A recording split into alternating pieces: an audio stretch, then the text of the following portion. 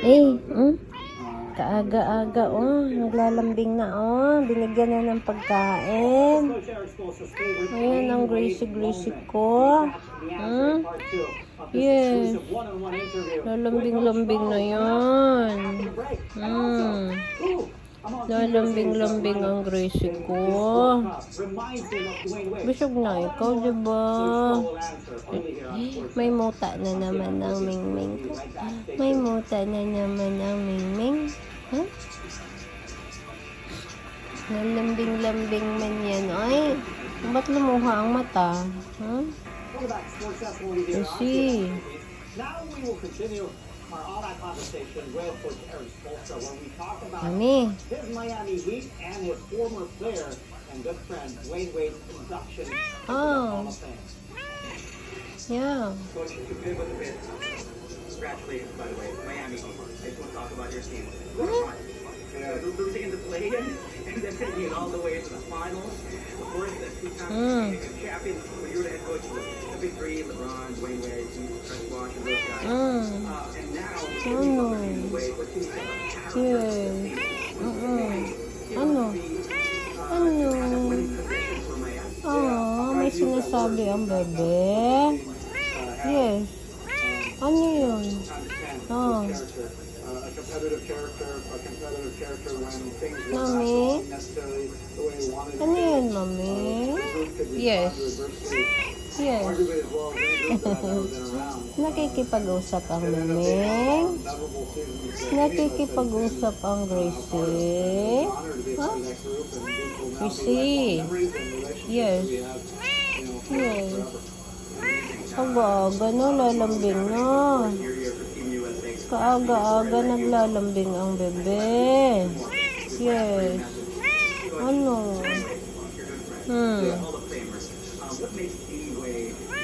Ano yun? Ha? Mami? He's a first ballot Mami? Hall of Famer. Nilalambing-lambing ang bebe? But he's a first Ano ballot yun? human being Hall of Famer. And I think that's what makes him really unique. Why Ay, he went nangati. there and celebrated Ay, nangati. 2 weeks ago. Yes. It really was a celebration.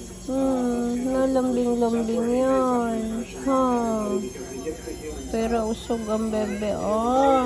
Pero usog ang Mingming ngayon, oh. Lambing-lambing yan, oh. He's somebody now. Yes, I Mami. know I can always count on, the Mami.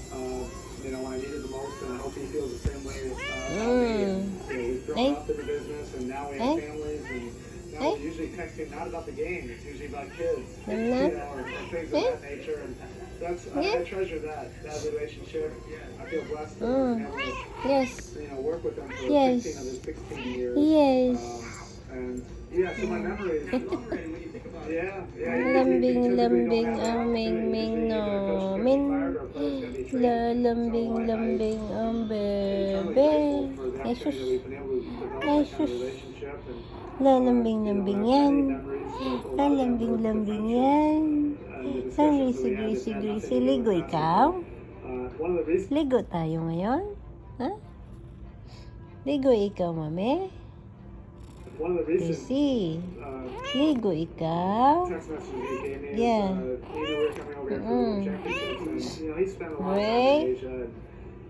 Gray. Lambing man yan. Lambing man yan. Yan. Ha? Oh, Mami. Lambing mo yung bebe. Nom. This Team USA team that reminds you of you. Yeah. We know who Ano? that is. It's hard not to look at Anthony Edwards and not see Dwyane Wade in him. And I'm not a guy for comparisons. I'm not. But the way he moves, the way he competes, the way he electrifies a crowd. Yes, that reminds me of number 3, and I have told Anthony that, and I feel like I'm going back in time, and it's making me younger again. I'm really enjoying it. Coach, lastly, your message to all the Filipino basketball fans. Of course, excited. We know you're with Team USA, but fans will be rooting for you for sure. What do you want to tell all the Filipino basketball fans? Go ahead. We appreciate all the support. I can't wait for Team USA to see all the passion and enthusiasm for this beautiful game of basketball here in Manila. And I'm also looking forward to catching some games, for the national team in the Philippines as well. Coach, maraming salamat. Okay. Thank you, and great to see you again. Salamat po. It's been a while. Thank you, Coach. Maraming salamat. Good luck.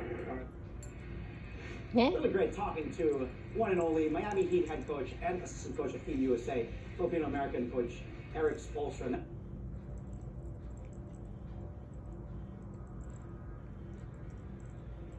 Nanan.